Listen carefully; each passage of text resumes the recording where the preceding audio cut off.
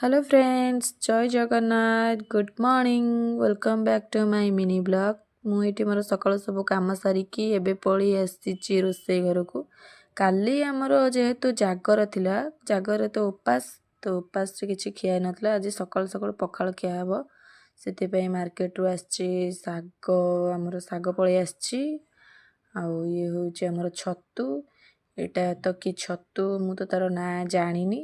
देखिए भजा कले पखाल सांगे केमती कौन लगुच ये हूँ फ्रेश दीटा धनिया पत्र बिड़ा भी पलि आसी तो ये आमर पखाल रेडी पखाल सांग को आमर अच्छी आलू भर्ता बैगण भजा साग भजा पियाज कंचा लंका आउटे अच्छे आमर टमाटो पोड़ा दला यहाँ